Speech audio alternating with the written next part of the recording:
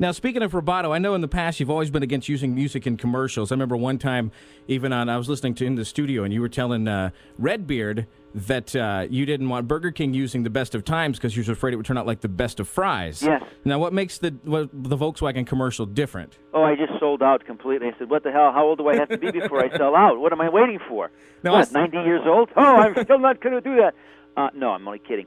What it was is even a year earlier, somebody came to me for Babe, and these things can be very lucrative, and I turned it down because I didn't think, the thing is that you have to, if you're ever going to do this thing, the last thing you want to do is cheapen whatever you've done musically. And when I saw the storyboard for this commercial, which is for car stereo, and the way that they were treating the song, I just thought it was hysterically funny. And I just said, hey, I'm going to do this because I like the young kids who came up with this concept.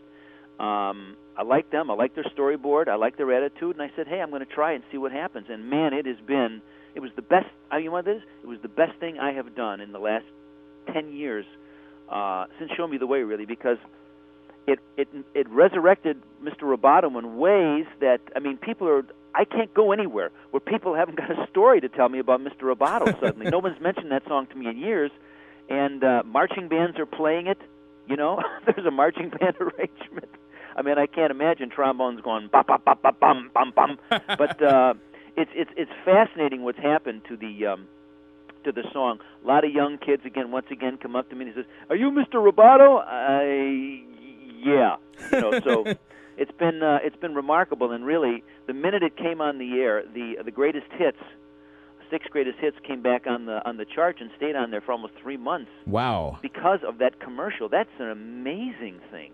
Well, see, I saw. And, for bands like us, any band over 40 years old, it becomes extraordinarily difficult. Yes. To get any kind of airplay at radio, other than on stations like yourself, which essentially play old songs, catalog songs. That's right. And so, we